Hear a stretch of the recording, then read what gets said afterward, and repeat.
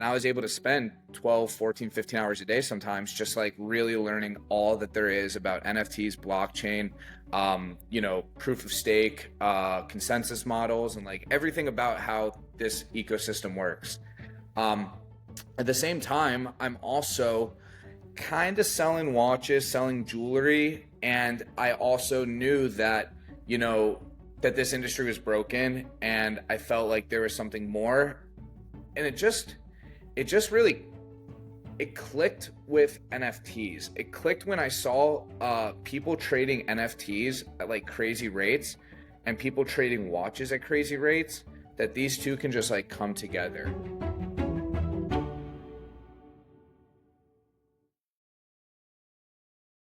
Welcome back to another episode of R4E, the Reason for Everything podcast. I'm your host, Arjan, and I'm really excited for today's conversation with my guest, Jake. Jake, I'll give you a quick second to introduce yourself, but before we do, I want to know why your walk-up song was Hate It or Love It by The Game. Let's go.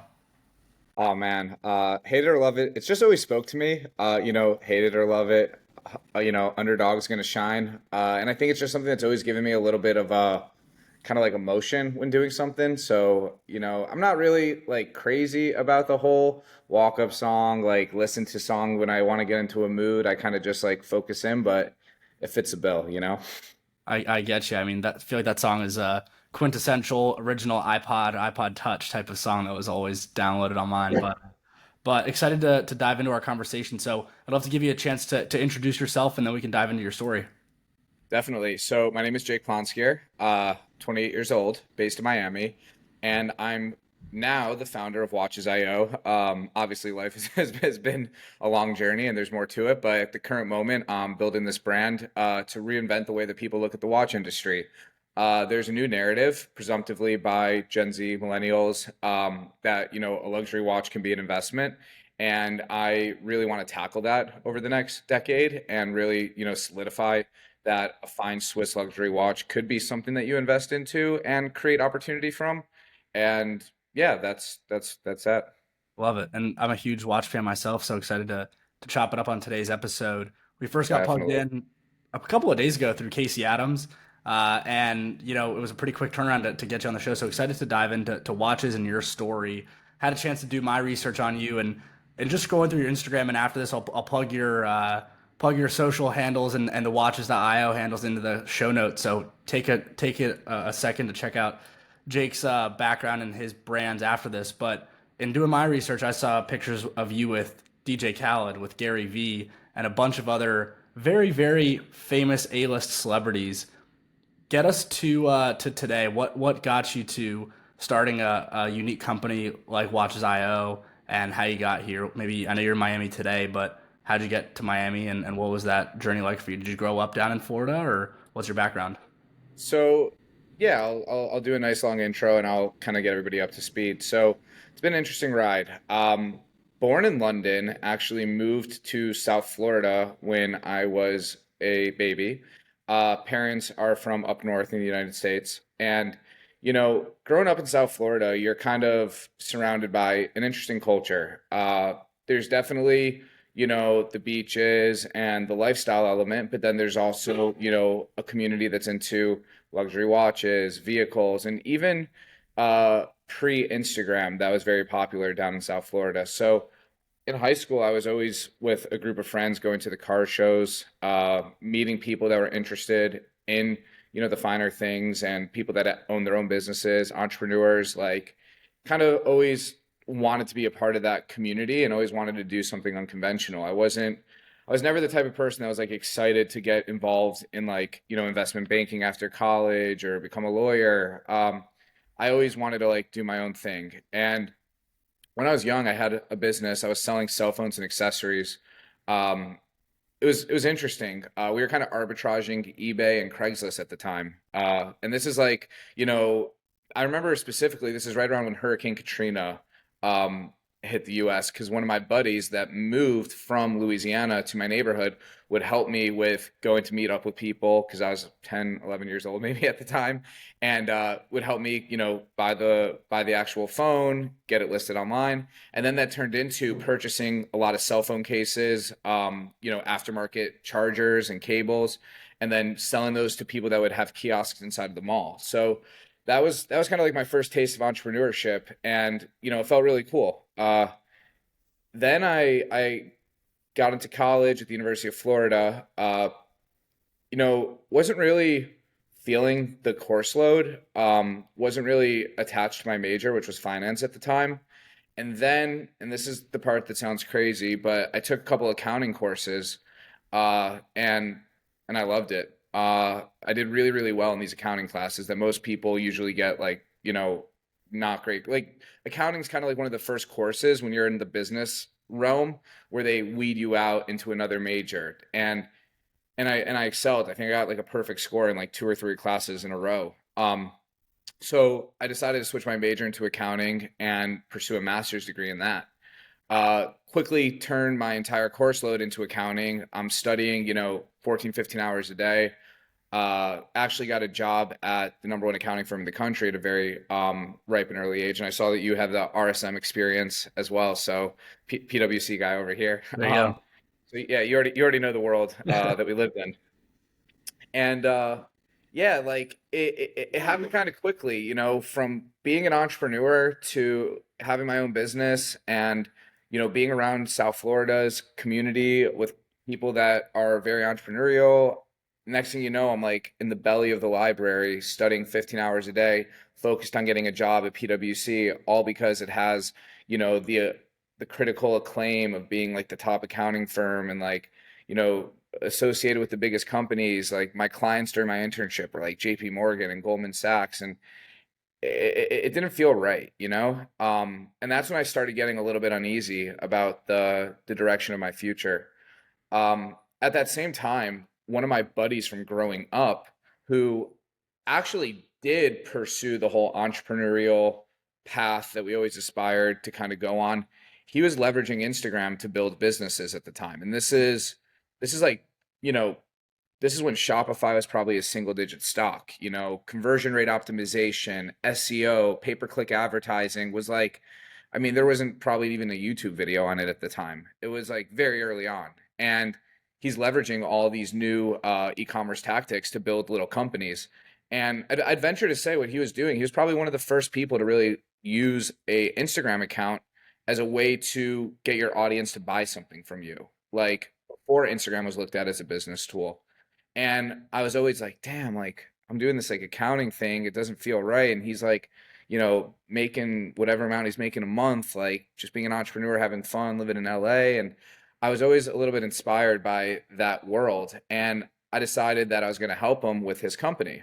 Um, so I'm posting Instagram stories. I'm reaching out to authorized retailers of luxury brand watches. And the company actually manufactured and sold watch straps. So when you take off the bracelet and you put a rubber strap onto your watch, it's basically like, that. And the company, um, the company was kind of like a creative outlet while I was at school that I was helping out with. And graduated, and I think like an interesting, not to like jump forward in the story, but an interesting thing happened the second half of school. The company started to get reached out to by a lot of celebrities like Dan Bilzerian, Jake Paul, Drew Brees. And, you know, this was kind of like for me, who's in my late teens, early 20s, kind of like a little bit of social proof that what was going on the internet was kind of like worth the attention and going in the right direction. And I started spending a lot more time on this company and not as much time on school. And like my grades kind of suffered. But then I started realizing like, oh, like you don't have to have great grades. Like it's what's it really going to get for you? Obviously I was paying attention in school and like learning the topics, but I wasn't really focusing in on the level that, a lot of my peers were on the academic side of things.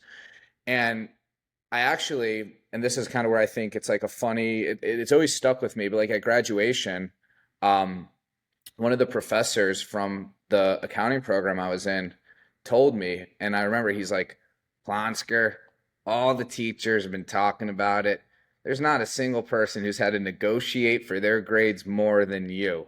And I graduated, I had to stay one summer, like an extra half course, like half semester longer, just to get my accounting GPA from a 2.96 to a 2.97, which meant that I could graduate. And I remember that's because, my grades, you have to get like a B plus, I think it is, in every single course to graduate with the master's. You can't get like a B minus or a B. It's like you got to do well. And I would always get stuck in that like B minus, B territory. And it always came down to just like, after the final exam, making a plea for my case, fighting to do something to figure out like a past exam or homework assignment, how I could have done better. And it was just like, that's when I kind of like, it all hit me that like the route I was going on and what I wanted to do with my life wasn't right. And at the same time as well, that I have the personality cut out to really tackle and get what I want. And you never really are able to feel that, or you never really know that until a situation like that presents itself where, it's like graduation day and a professor's telling you that like, a professor will never say that to you until you're graduating. Um, so yeah, one thing led to another back in Miami, and started working with the company at a full-time capacity. And there was a lot of financial uncertainty at the time with this company. I really wasn't making anything financially that made sense, like like compensation wise.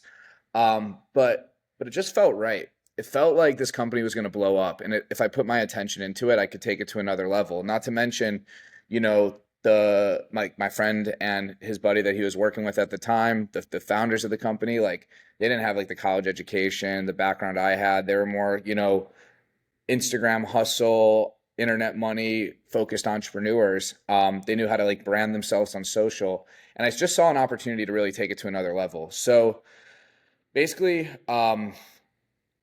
got really involved with the company, and then, and this kind of goes into your reasons for everything podcast. So then, one of the so there's two partners, two founders of the company, and one of them decided to part ways. He didn't want to be a part of the brand anymore. Maybe it was like too stressful. Maybe he had other visions. He's actually doing like a really cool company now, with like awesome accessories. So, I think creatively he wanted to pursue something else. So he left the company. And that being said, everything kind of just like came crashing down. Like revenues slowed. The operation was a lot more stagnant. And it was also at the same time that my start date for PwC was aligned. And I've been focused on trying to make this, watch strap company be my thing and not have to go down that route. So had to go to PwC and step away from Horus watch straps for a bit of time.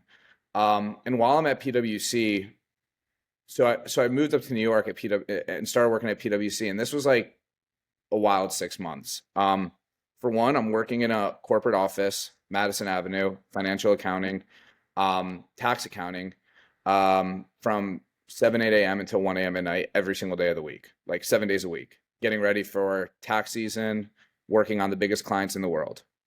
And you know what it's like at these big four firms. And then at the same time as well, parents are getting a divorce back at home. At the same time as well, I have a Instagram network that kind of follows me, wants to meet up, and I'm trying to manage my network and connections in New York. And I'm just like way over my head in expenses because the compensation from accounting was not able to cover it. So I'm like money stressed. I also didn't want to take out a 1 year lease because I knew that this New York thing felt super temporary and Horace still could be something I go back into. So it's like money stress, family stress, life stress, career stress, like nothing felt right, Um, but I kept focusing on still making sure I helped the watch strap company on the side because I knew that was like my outlet, my way out. And long story short, like out of nowhere, we get hit up one day by some guy in Russia and in total Russian, like basically saying that he wants to be an exclusive distributor. He wants to purchase like a bunch of watch straps to supply all of Russia. And, he's going to be like, our guy in, I think he's in Moscow. And, I was doing a lot of the sales. I was, focused on that side of things. But keep in mind at the time, like, doing sales for a startup, like what, like you close like a 20 strap deal, 15 strap deal. Like Right, it's right. not like you're selling like, a lot of product. Like it's nothing big. Um, and long story short, we closed like out of nowhere 5 months into PwC, we closed the biggest deal that the company ever had. I think it was like a $55,000 deal, $45,000 deal, and my commission was like on that deal like 15, 16 grand. And I basically was able to get that money sent to me 2 weeks later. And then I quit the job, rented an apartment in Miami, and just moved right back down and started going full force on closing exclusive authorized dealer relationship deals. Because that's like where the money's at. Tell a person, hey, we'll sign a sheet of paper with you. We are not going to sell to anybody else in this region. You are now the distributor. Bam. And moved right down to Miami in the Icon, apartment on the water. Got myself some nice clothing, and dude, off to the races. Like over the next 2 years, closed probably 150 jewelry stores worldwide to carry the product. Easily generated multi-million dollar deals with, I mean, everybody that's notable in the jewelry game. Everybody I was sending out product to, whether it was Eric the Jeweler, A Jewelers, Jane the Jeweler, Peter Marco, Greg Una, Volbara. I mean, every single person that's relevant in the space, we were interacting with. Johnny Dang. I'm traveling to Switzerland, London, meeting up with all the big watch influencers on Instagram. And it was like the fastest 2 years of my life. And it was cool. It was really cool. It was awesome to be able to see a brand kind of like start as something that was just like a cool Instagram product at the beginning of e-commerce to become really popular as Miami became a globally renowned city to then move into becoming a, post, like we survived COVID. We actually crushed it during COVID to see that kind of go on. And everybody was, remember when, everybody has a COVID experience, but I remember when we thought the office was going to shut down and we thought that the business was going to die. And we told ourselves, hey, let's grab 5 watch straps of every color and bring them with us just in case. Next, next thing you know, like sales like quadrupled during this period, and people were just buying things online at the time. And so yeah, that's kind of like that story, and it all escalated very quickly, and I started reaching what I felt like could be a theoretical maximum for myself, amongst other things, and decided that I wanted to pursue, what was next. At the same time as well, I don't know how into the market the audience really knows about watches, but watches started to become looked at like an investment. There's this new narrative, like you can buy a watch and it'll go up in value. And, like Rolex prices went up, sometimes quadruple, triple retail, most of them up 40, 50% with a price premium. And I found this to be funny. Like I saw a lot of like the greater fool theory like come to life, the bubble dynamics. And I remember I sold a watch for a considerable profit margin, and I was telling people, I'm like, yeah, like obviously this market's going to pop and prices are going to come back down. Like watches aren't investments. The equity value of any sort of financial product is the combination of intrinsic value and speculative value. And, when times get tougher, there's a recession, speculative value goes down. Intrinsic value is usually what makes up, value stock versus growth stock. And watches, for example, are all speculative. Like there's no intrinsic, there really isn't.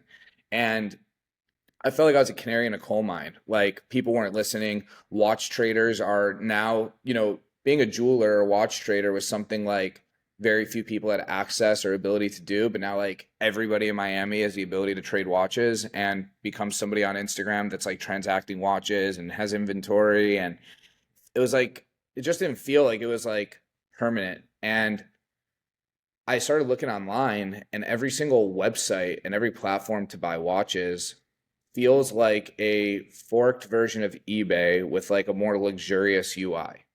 And it just kind of like it kind of stuck out to me that nothing feels really like a financial trading application or a Robinhood or a platform where you're going to look at a chart and then make a data-driven decision. That's what really lacked. And, I'll get into this like as the podcast goes on, like the current story of how this company came into life. But it just felt like a real opportunity to kind of like financialize the watch market. And it felt like it only made sense to be my next chapter. So that's kind of like the run up through everything.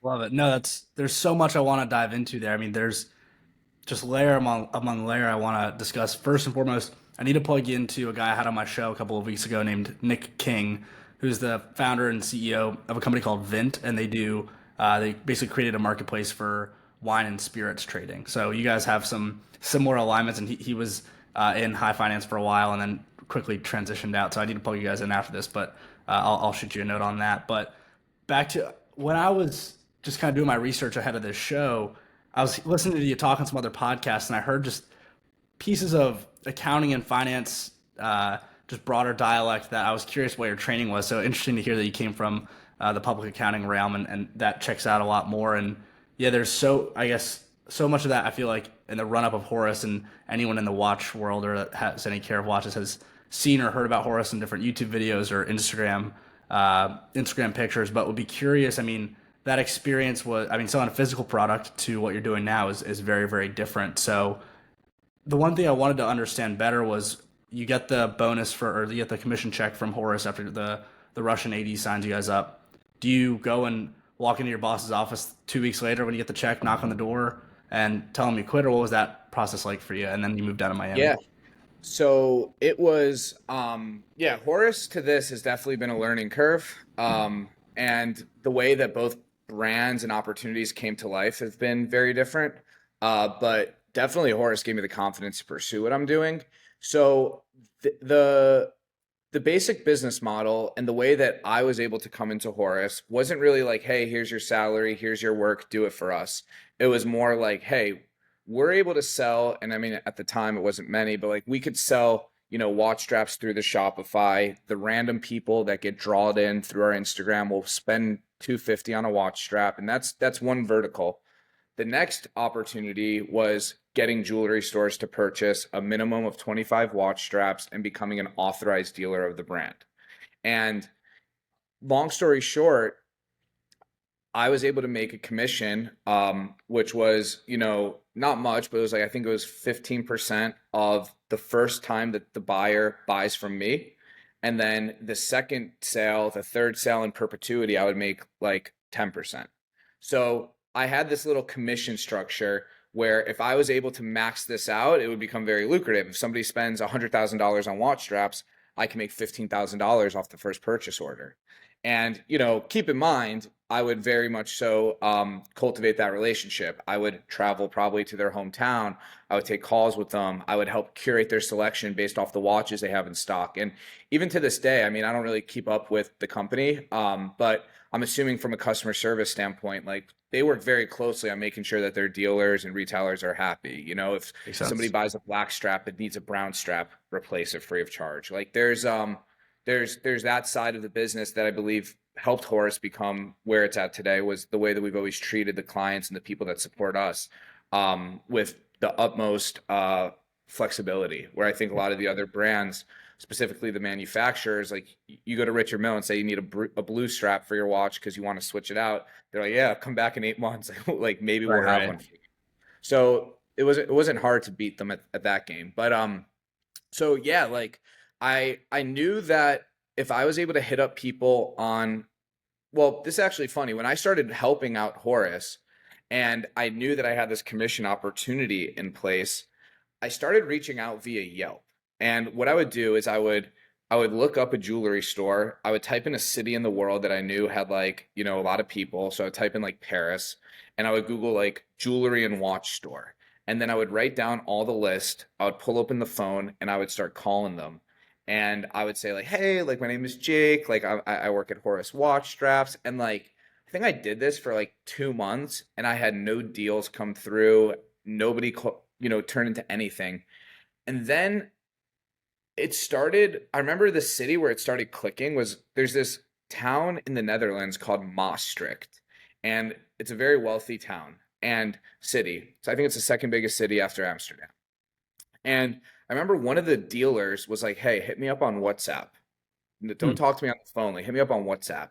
And I started understanding kind of like how the watch industry worked from then on out. Like, you don't really like call or leave an email. You leave a voice note on WhatsApp and you just use WhatsApp as your tool. So then I started finding out the WhatsApp numbers of every single watch store and every jewelry store and started hitting up the owners directly, not just calling the service desk or the sales associate. And next, everybody's responding. So I had to figure out kind of like what was the way to communicate and build these relationships. And and and that's kind of where it all started. Was learning how to like reach out to people and get them to call back and get them to talk to me. Then I started closing a couple of deals. I remember I closed one in Finland with somebody early on. I closed a couple in Los Angeles early on, and then I found out there's these like wholesale shows you can go to where watch traders meet up and exchange watches. So I started attending all of those shows, and then that whole thing happened where I, moved to New York, did PwC. The company was going through some structural changes, and yeah, like immediately at PwC, I get up there and they tried sending me. So my client was actually in New Jersey. My office was 300 Madison Avenue.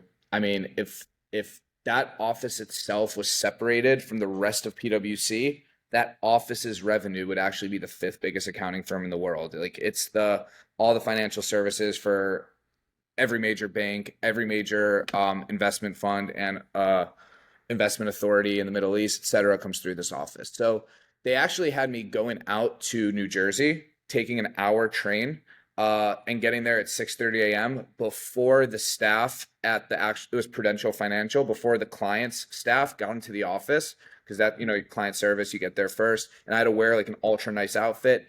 And I was like, damn, like, why did I move from Miami to New York to not even work in New York City where I can meet people, be around the office, and the office was sick. Like, at least do that. Like, now I'm like it looks like Dunder Mifflin out in the middle of Scranton, it was horrible. So I hated working there, man. Like I just never felt comfortable.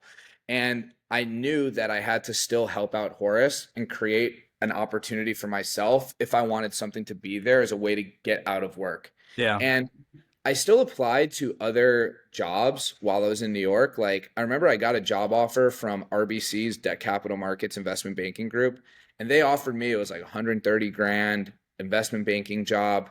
Seemed like it was like the right decision, but they're like, yeah, like you still got to get here at 6:30 a.m. You got to wear a suit. You got to do all these. And I'm like, wow, like I can make two and a half times the amount of money at this other job, and I'm still going to be just as miserable. Like this isn't going to get, it's not going to work. It's not going to get any better. So, I just really stayed focused, and obviously I had things at home that were really occupying my mind. And yeah, so I got that deal in the door. I had the money. I then reached out to Mark, the founder at Horace, and I was like, hey, like, we have a conversation in Miami, really want to talk to you. And he now had a new investor that bought out that other partner, long thing. And I sat down with them at lunch and I was like, look, guys, like, I got to be by my family. I don't want to be in New York. What's like the bare minimum that I could make to make this jump and, work with you guys and like figure it out from there? Like, I'm not asking to have anything comfortable, anything like that's considered a luxury or above a normal standard, even minimum wage income, I'll create for myself. Just like give me the bare minimum and the certainty.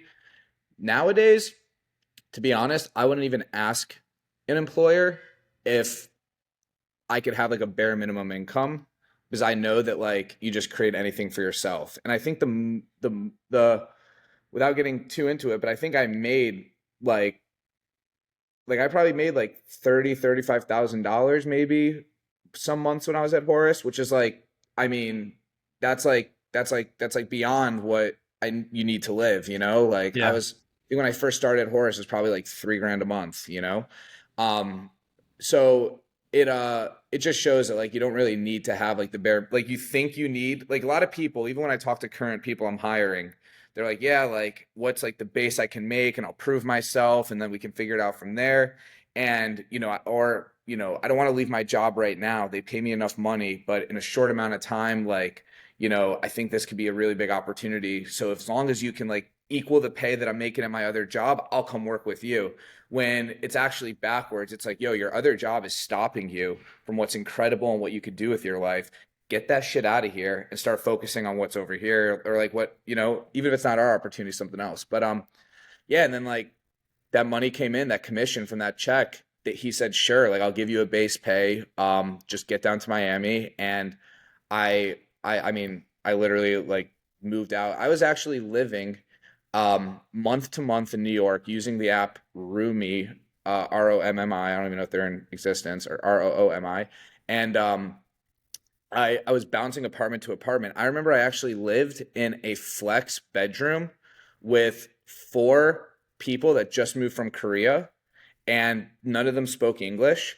And I was like in the upstairs little flex bedroom, but I was paying I think 1,100 bucks a month, and I was like 10 minutes from work, and we all use Kakao Talk, which is the software that people like. It's kind of like our WhatsApp. It's like what they use in Korea, like WeChat in China, and and I would have to like translate every message just to talk to the person I was renting from, the people I'm living with, like who's cleaning the dishes these days. Like it was horrible. Like I didn't even want to be there, you know. But If anyone's listening to this complaining about their roommates right now, just think about that experience that Jake had for a second. well, what I will say, and I'm friends with tons of people from Korea, but Korean people tend to be a little bit less confrontational. They don't want to have any sort of like, controversial opinion. So they would actually be extra quiet when I would like go to the bathroom. Like if I walked by them, they would like look the other way. And I actually became really good friends with one of the roommates while I was there, and we got along super well. But I learned about their culture a lot, and they were great roommates, like to be honest. But I think if people are complaining about their housing situation and they're complaining about, how they want to get like a nicer apartment that has a better view, I think they should remember that, that comes with what's next. That comes with figuring Yeah. things out for yourself. Let Yeah. me let me double click on another point there you mentioned. So you had your call it early exposure to the world of fintech with your eBay flipping of phone cases and cords when you were 10 post Katrina. You had your break, you get kind of caught in the funnel of societal funnel that brought you to a big state school that puts you into a program to go straight into a corporate American job. We talk about this on the show all the time.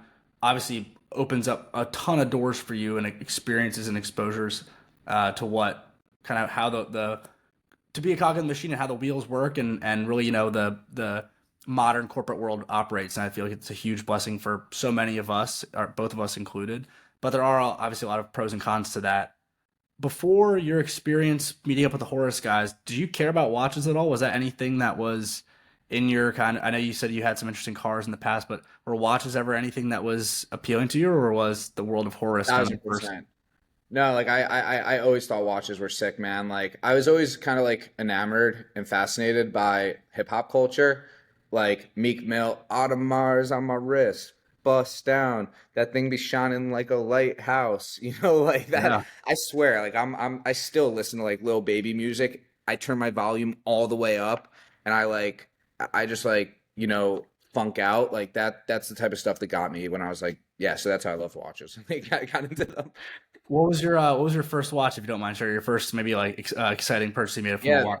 I think this is actually a good story. My first watch was a finance Panerai in the middle of college. Basically, I wanted to get into the watch world. I wanted to help Horace grow. I wanted to be able to put the straps on my watch, and I was like, all right, like I'm not able to spend $6,000 on a watch right now, but I can spend 130 bucks a month and just figure it out. So I just financed the Panerai, and yeah, it's the Do you first still have watch. that watch today, or did you flip it? No, I don't get emotionally attached to that type of stuff. Everybody wants to hear, oh, you still have that watch today? Do you build out your collection? Like, da, da, da. I'm like, no, I'm in the business of watches. I'm not a collector. I like it. I like it. All right, so let's dive in there. So you get your Panerai. From there, you're building horse going, and then like we were talking about earlier, timing is so critical. Pandemic happens, stimulus checks printed everyone. I feel like that was really kind of the pivotal point where the watch market just went absolutely berserk. Wait lists were longer than they ever were. The relationships with ADs were as important as ever. What was the timing like for you when you were stepping away from Horus and getting into the next venture while we're riding this giant coattail of pandemic stimulus and the watch market just going crazy for a handful of reasons that if you feel like unpacking, go ahead.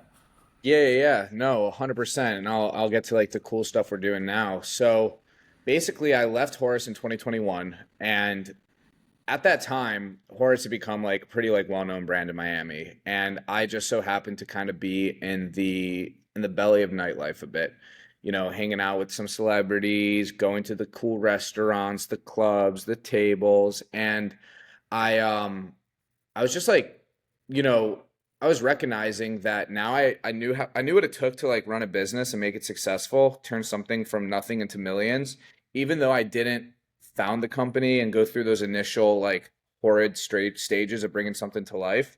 I knew how to like bring something that wasn't doing what it could do and then get it to that point. So I was really confident in myself. And basically I quit Horace and I start hanging out with celebrities. Like I went to Mexico with Steve Will Do It like a couple different times, like which was crazy. Like right when they launched the brand Happy Dad at the time. Or it was actually pre-launch Happy Dad.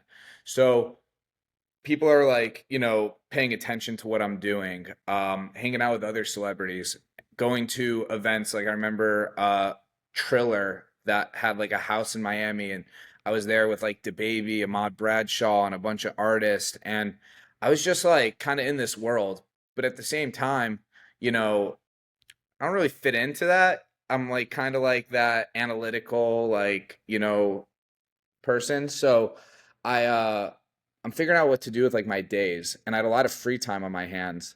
And I had a meeting with a crypto fund and a celebrity because they wanted this celebrity to invest into their fund. And they basically were like, "Hey, so there's this like really big uh hedge fund in crypto, and what they do is every day they place liquidity into these pools and they stake their funds. And then every day they like move their money into a different pool and they're doing this thing called yield farming. And they're making a big return, like some days like 40% return in one day. And these are a list of all the 25 different tokens in the Solana ecosystem that we're tracking. And if you buy these, if you this is what they told my buddy who's like pretty famous. They're like, if you put $25,000 into it right now, you'll be on Star Island by March next year. And this is like July, August 2021. They're like, you'll have like a house in Star Island's like 3 million bucks, entry level price. And and they probably thought I was just like friends with him, like another like homie at the table, but I was really listening. I was like, this is They interesting. didn't know you had your master's in accounting, that you spent a year in the trench, or Yeah, like five, I 6 months in like the trenches. you're gonna Yeah. say this word staking. I'm gonna like, do my research for like, 2, 3 hours at night and figure it out. So next thing you know, like I bought some Samo coin for it was like 1,400 bucks and it turned into like $25,000 in like 3 days. And it was like it was, like I can't even begin to explain how addicted I became with crypto specifically as like a whole, and then DeFi from that experience of just like turning nothing into something like instantly. And because that's how crypto kind of starts for some people, or at least last bull run. It's like you bought an NFT, it turned into like whether you put $100 turns into 5 grand, or everybody kind of has their story where like something erratic just happened and you got hooked. And for me it was that coin. And basically I just started going like, down the rabbit hole, and I had no work, I had no job, I had nothing except my time. And I was able to spend 12, 14, 15 hours a day sometimes just like really learning all that there is about NFTs, blockchain, proof of stake, consensus models, and like everything about how this ecosystem works. Um, at the same time, I'm also kind of selling watches, selling jewelry, and I also knew that, you know, that this industry was broken and I felt like there was something more. And it just really it clicked with NFTs. It clicked when I saw people trading NFTs at like crazy rates and people trading watches at crazy rates, that these two can just like come together. Hmm. And it really was like it was kind of like a 3 to 6 month window, and a lot of failure and a couple flawed funked out LLCs that, didn't work because I tried figuring out the model. Like this originally started as watches and jewelry because I thought diamonds could also be NFT'd. And I was like, oh, watches and diamonds together, that would be a great starting point. Um, and I just like really had to like chip away. Like, when you have a new business model and everybody asks you what you're working on and you're like, "Oh, I'm doing this," but like your answers to all the people are inconsistent. They have no idea what you're saying. They can't relate to it whatsoever, but you feel like you have something like amazing on your hands that like nobody else understands except for yourself. Like that was going on in my life. OD. Like I'm the only person that understands how watches and NFTs make sense. Nobody else understands. Everybody's busy. Everybody's making so much more money on tokens and crypto and NFTs. And I'm just like all of a sudden like landlocked on this like, idea that watches could be traded as NFTs. And and that was kind of like what got me to go back to your original question into this world. Let me pause there because I feel like we're right at the top of the mountain, right? As we're about to get to the good part of the story here. There's 2 points I wanted to click on. The first of which is around you said you had no job, all the time in the world to dig into this. I feel like a lot of people, especially with the network that you now had in a place like Miami, would there's really kind of two directions you could go, and the path you chose was probably the much more slim version. There's probably a universe where Jake exists sitting at Nikki Beach drinking frozen drink of choice for, I guess, in perpetuity. How did you stay self motivated? How did you continue to get up and learn more and more every day about the NFT space, the DeFi space, to be able to get to where you are today? And I guess I'd love to click on that for a moment because, like I said, there's so many people that would be in the position that you were in with all of the different, I guess, pulls and catalysts that they would have to not be a self starter tomorrow Yes. like that. And speaking of polls, could have very easily went that route. Like I had buddies that I remember I had a meeting with somebody that was, doing some crypto yacht token, and it's Miami, belly of the bull market. And he's like, help me out with the bull thing. We're gonna make $2 million next week. Like this is this. I could have a hurricane and be flying down Brickell Avenue, but no, like I think after seeing how big it became and how the watch world kind of like clinged on to our product. So what always bothered me at Horus was the fact that because we were creating a aftermarket watch strap product, we were never recognized as an OEM product. We were never looked at like a official brand. It was always like a little bit counterculture. Like we worked with the secondhand watch dealers to become popular. You would take off your factory bracelet or rubber strap and put our product onto your watch. Like, and now I think the brand's done a much bigger and better job, and it's starting to become its own thing in the watch world. But that was always a gripe for me as somebody who had to do all the sales and all the talking to people, is that we were a little bit of counterculture.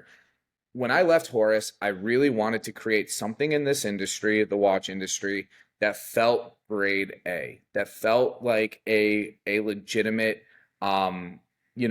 world renowned brand that didn't have to depend on anybody else in a sense. And if that all kind of like makes sense there. So basically, I wanted to build something in the watch world that leveraged this exciting technology. And Gen Z millennials, they really clinged on to blockchain and NFTs. Like I think the NFT market did more volume than Richard Mill, or sorry, the NFT market in 2021 did more volume than the pre-owned watch market. So the first year that NFTs existed, the banner year of NFTs, 2021, they did more revenue and volume than Patek Philippe's on auction, Richard Mill trading, Rolex is being traded, etc. Like NFTs just smoked it. I think by like over $10 billion difference. And I was like, whoa, like Gen Z millennials love this shit. It's gamification, the intuitive UI and UX of NFT marketplaces, the digital community, the kinetic energy inside of Discord groups and Telegram chats. And it just felt so alive and captivating.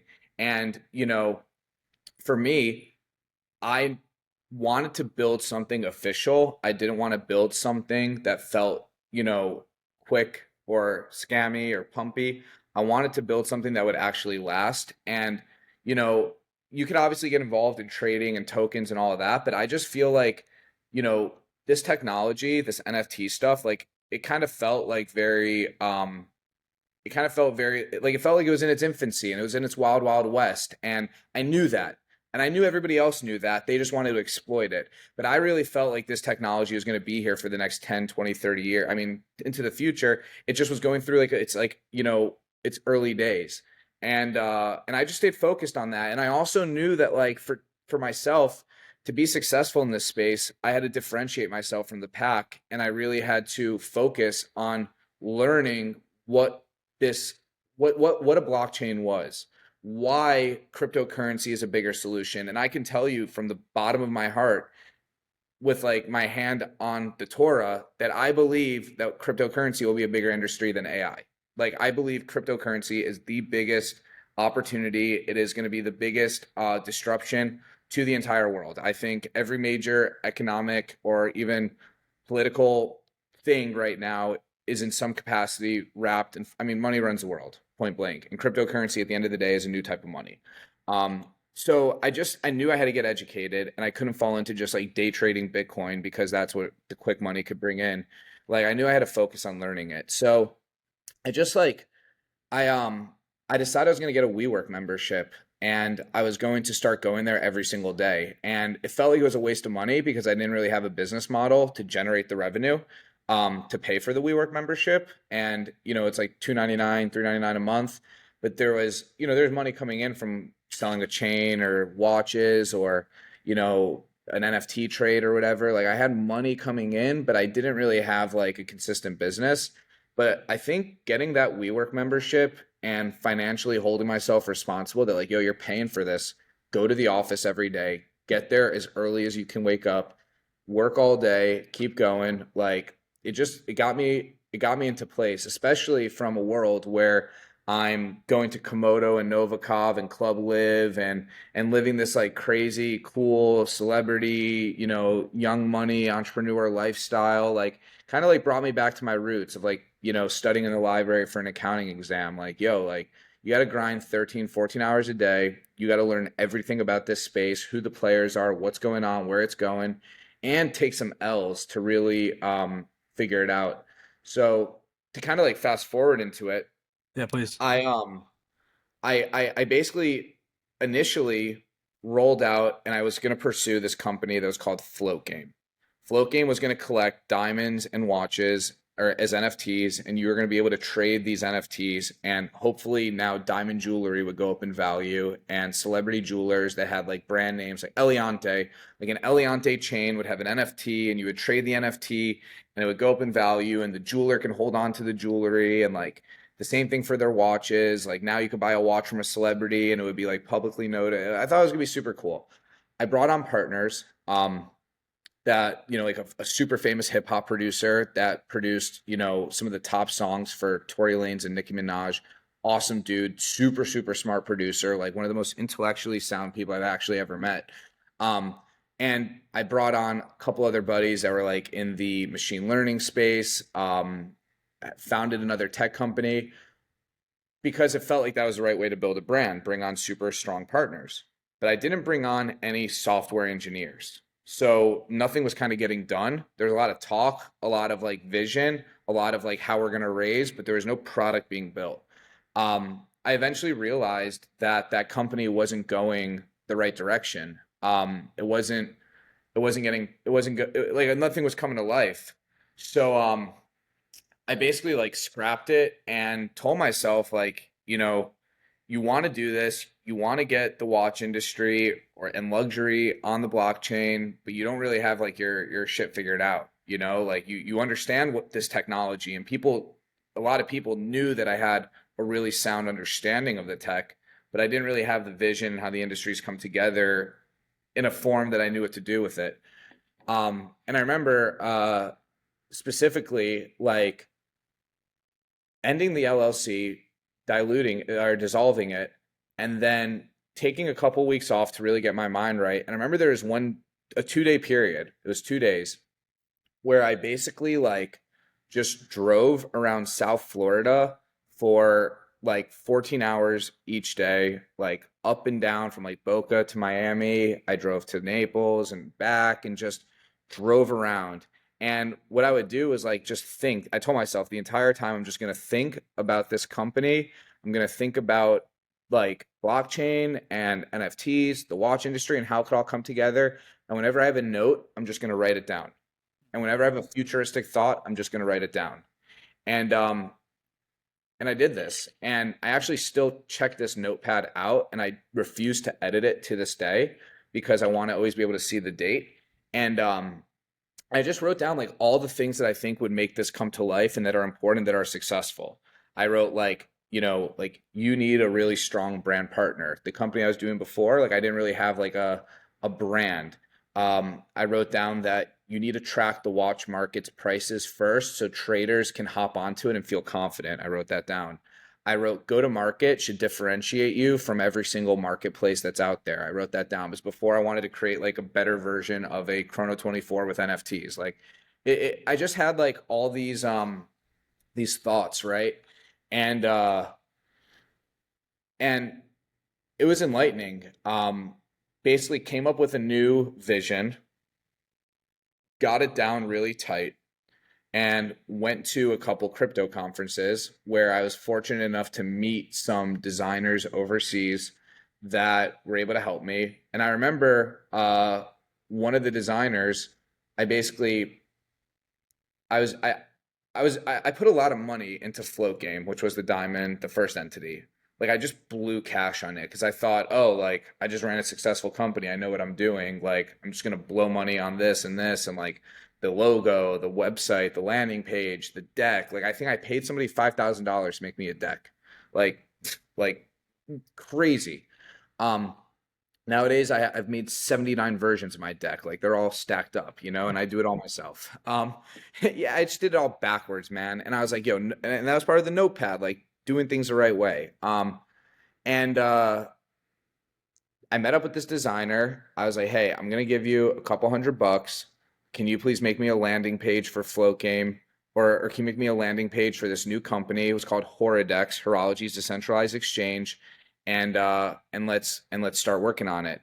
And like within 8 hours, or some crazy time turnaround, the landing page was like fire. Like it looked like something that Apple would put out. And I was like, I found what I need to bring my vision to life. So I told him, I'm like, yo, we are going to work right now. I'm not going to talk to any non-technical partners. I'm not going to talk to any potential investors, watch dealers, anybody. We are going to lock in and build out a UI of this vision so that people can really understand what I want to do. And we're focused. Now, a year and a month or two, like 14 months out of Horus. I'm 6 months into NFT trading and blockchain, maybe 8 months in. Yeah, yeah, 8 months in, maybe a little longer, but whatever. And basically, it's not like people are like hitting me up to hang out and I'm like busy. Like I'm in my own world at this point. Like I had the world like time on my side. Nobody's reaching out to me. Jake's just like somebody anybody hasn't heard of for a couple months. Like nobody knows what he's doing. He's just posting NFTs on Twitter and Instagram. And we just like for the next month just like built out a whole UI for Horidex. And it looks sick. Like it's still we still look at it to this day and we use it as inspiration for Watches.io.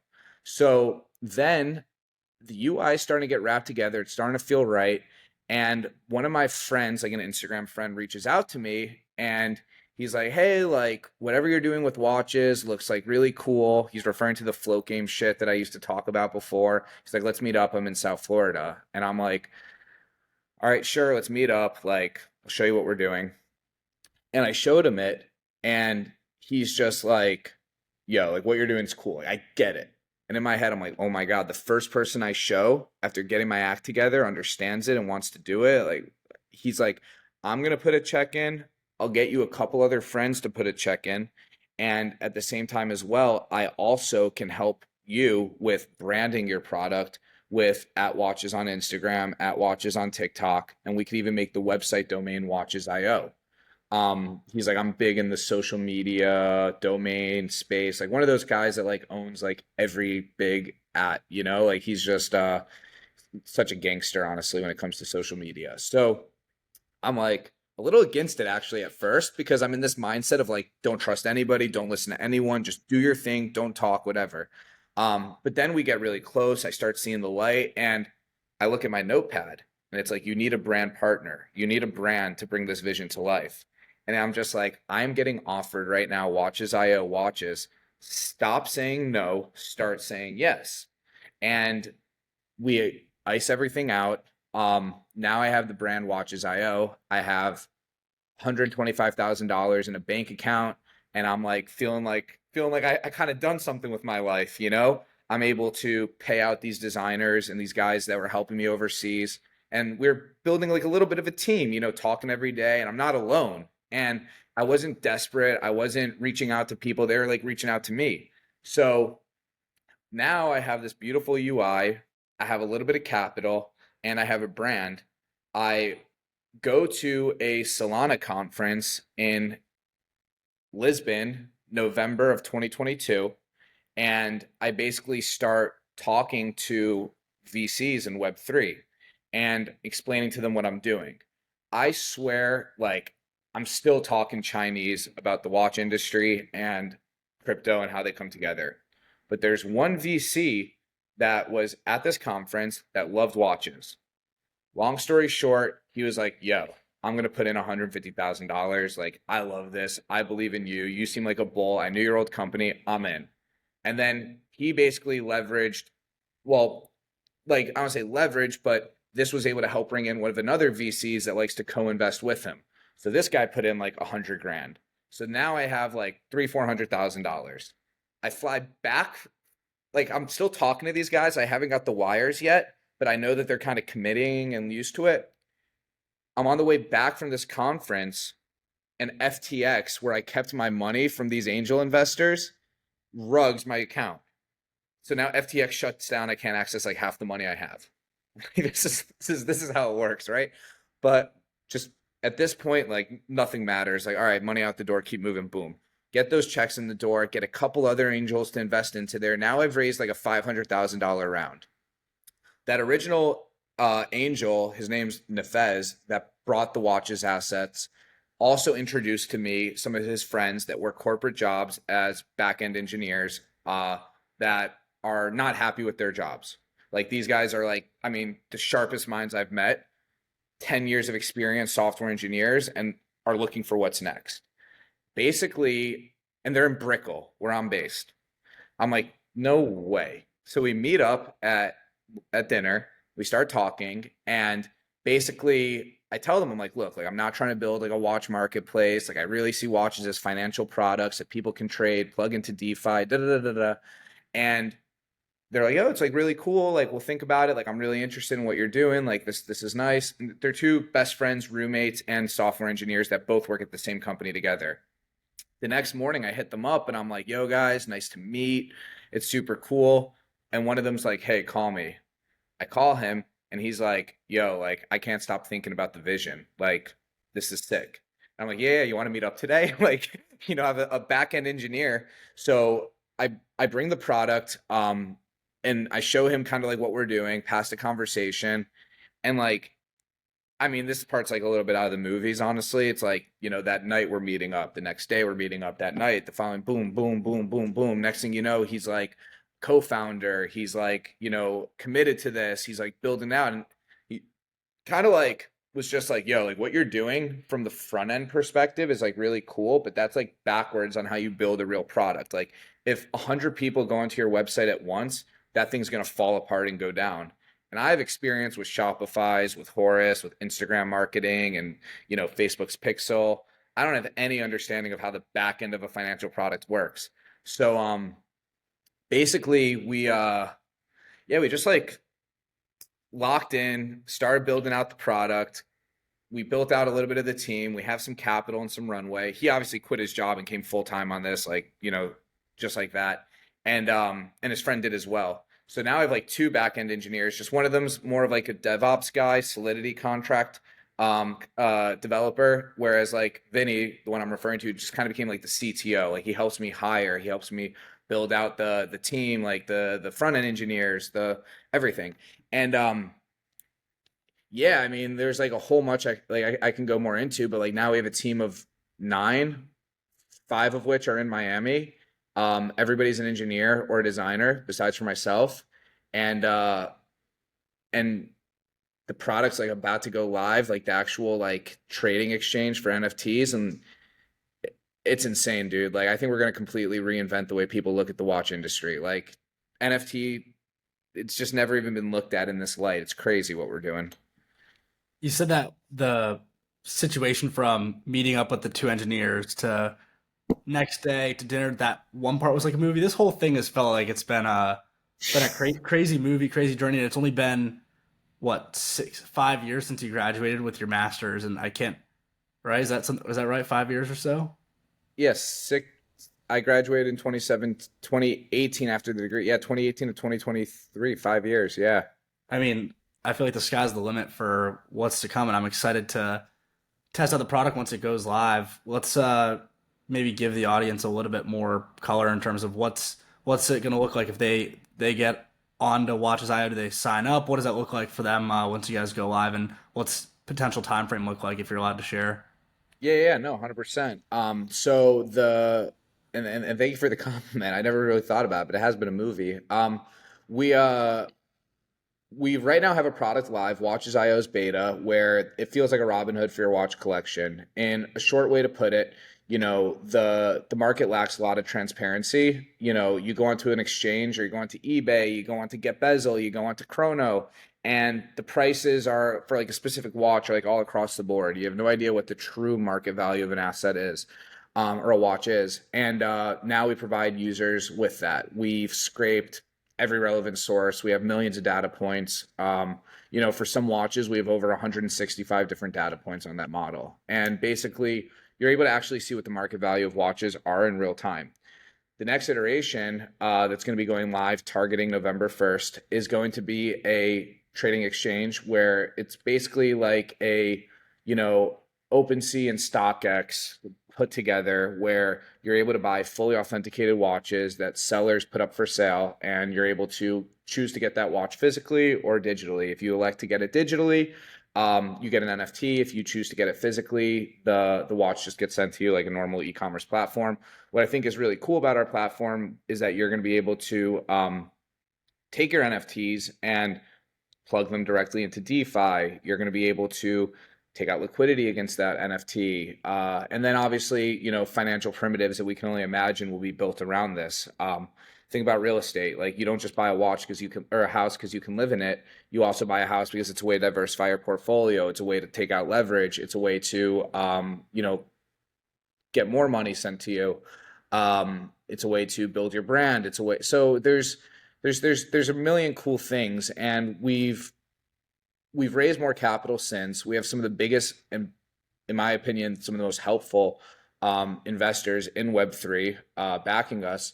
So we're really, really focused on, two things. One, you know, like I always say, like we're a problem focused company, not solution focused. Just like, in the 2021 bull run, I wasn't getting focused on the cool tokens and the ways to make money. I was focused on like the problems that blockchain solved.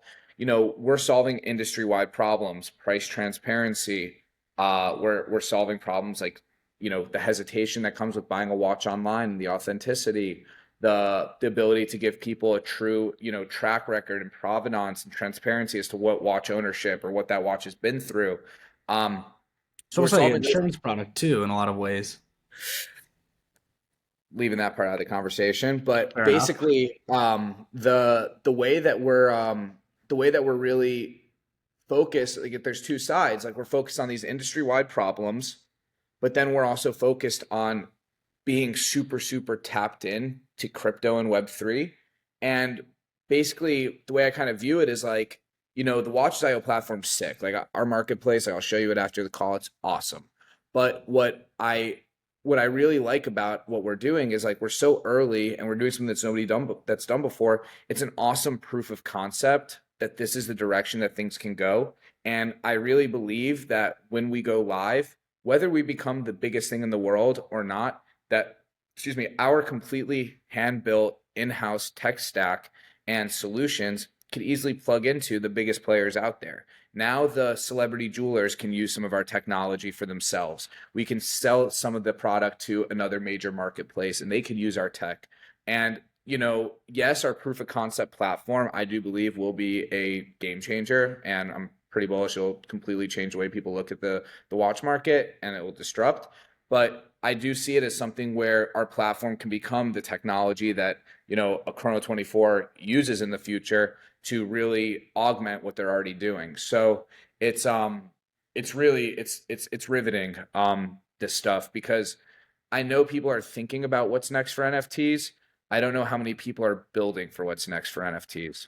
Yeah. And you took the words out of my mouth. I think the beautiful thing about what it sounds like you guys are doing right now is one, just truly building a strong fundamentals for a business that isn't necessarily as sexy as it was 2 years ago in the broader NFT crypto bull run. And the fact that you guys are kind of grinding it out right now and getting ready for a really solid product launch when NFTs and crypto don't have the momentum that they did from just a narrative perspective 2 years ago. In fact, probably even overshadowed by some of the complexities from earlier in the year that you faced firsthand with FTX and some of the other institutions that suffered and collapsed. But all that's to say, I mean, so much of what you said and describing the product and the solutions that you guys are providing, whether it's addressing some of the concerns around the authenticity from the Chrono 24s of the world or the ability to plug into the other tools like an OpenSea down the road.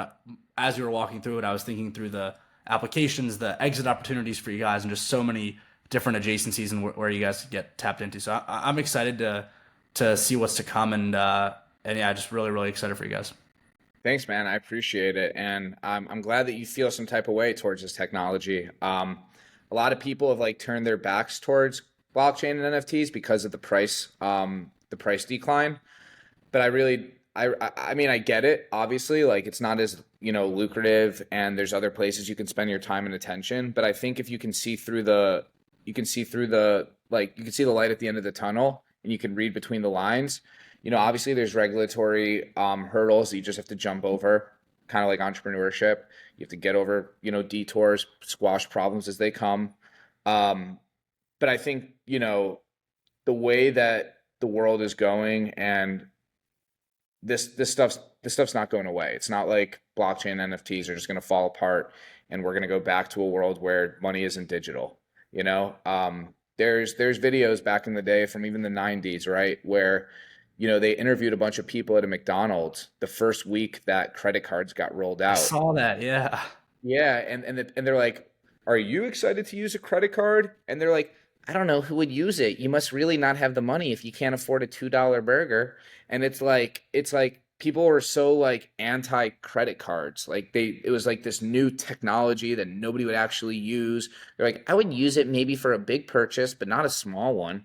Like it's like people didn't understand the value of a credit card at the time, but now I think a credit card is one of the reasons the world's grown economically to where it is today. Like credit, I mean, debt builds equity, and it's yeah, like this this stuff's crazy, man. Like cryptocurrency, being able to transact, I mean, cryptography in its core and how value is held and the concept of, non-custodial management of your own personal money. Like most people don't even realize that like this world just runs on custodian capital. Like your money is in a bank account that the bank account runs that you don't have access to, but like you do, but like you don't. And like there's rules over it. I mean, it has its benefits for sure. But it's just it's just the way forward. And some people, yeah, I'm going on a No, tangent. no. I mean, I feel like for somebody that doesn't necessarily click for it, sounds like we're blowing smoke right now. But I see it, I believe it, and like I said, I'm excited for you. But maybe last piece of advice I might ask you for entrepreneurs, startup founders, people that are just getting something off the ground or thinking about it, or maybe they're sitting on their commute for their job they have to get to 30 minutes before because they're in a client service role like you were at one point. What advice do you have for someone that was in your shoes or that you've been in their shoes before as we round out here and then I'll let you go because you've been so gracious with your time. I think um I think the best piece of advice that I could give somebody is there's no there's no rule book. And I mean that in like multiple different regards. Like like if you want to do something else with your life, quit your job. Or if you think that you want to raise money for a company and somebody wants to invest $250, like take that 250. Like people will tell you like, oh, like you shouldn't take another job until you shouldn't quit your job until you have another job lined up. Or people will tell you like you shouldn't take an investor if they're not going to put in like $100,000. Or, you shouldn't start a business with your friend because it never ends well. Like there's all these like rules and stories that people try to like, put into picture for life is like it's like Steve Jobs said, it's like connecting the dots, but you can only connect the dots going backwards, right? You can't really know what's going to lead to another thing that's going to lead to another thing. And it's like opportunity. Like, you ever heard of the red car theory? No, Like I don't think I have. it's epic. It's like today, like I was on Brickell Avenue, right? Ask me like right now, how many red cars did I see today? I'll tell you like no idea. Like I don't know how many red cars I saw. Like I don't know, like 85, 22, I don't know. But if you told me this morning, hey Jake, every red car you see, you're gonna get $1,000 automatically airdropped into your crypto wallet. I would probably notice every single red car that I see. And the point to make here is that opportunities don't present themselves unless you're looking for them. If you're looking for red cars, you're going to see the red cars and you'll count the red cars because there's like, that's an opportunity. But if you don't look for the opportunities because you're just like idly going about things, you're not going to see them. And I think that's like kind of applies in a larger way to life. Like if you're just going to like, stick to the rule book, not really seek anything crazy, like nothing's going to it's going to be the same old thing. It's not like one day going to change. But if you change and you start thinking like, how can that person help me here? How can that technology be useful in a different industry? How can you build something that's been successful in one space for another space? Or what did this person do that helped them differentiate themselves? What did I read in that book that can apply itself to what I'm doing now? And you start, mixing things together. That's when the opportunity comes. And I think a lot of people need to start thinking that way if they want to at least, whether my movie's been a successful movie or an entertaining movie or it's just going to end with something terrible, I don't know. But knock on wood, I think it'll end well. But it's you want to have a story, you got to have a life. And you got to, like there ain't no story, there ain't no life without any stories. I hear you. I mean, I talk about it week in and week out on the show, and couldn't agree more. Well, Jake, like I said, you've been so gracious with your time. I really appreciate jumping on today. I'm glad we could get plugged in on Instagram. As you said, it's a business tool these days as much as it is a fun place to connect with friends and see funny memes and cool pictures of watches. But for those who listen that don't know who you are or want to know where to find you next, what's the best way for them to get in touch with you or keep in touch with your brand that you're building? My personal Instagram at Jake Plonskier. DM me personally, ask me any questions. If you don't hear back from me, hit me up again. I'm one of those people that, loves to chop it up. And then definitely for watches, I mean, at watches, like the word watches on every platform. Thank you, Nefez. So yeah, connect and stay in the loop and reach out there's also a concierge button at the bottom of the website and you can communicate directly with the team. Love it. Well, Jake, thanks again, and look forward to having you back on sometime. Thank you.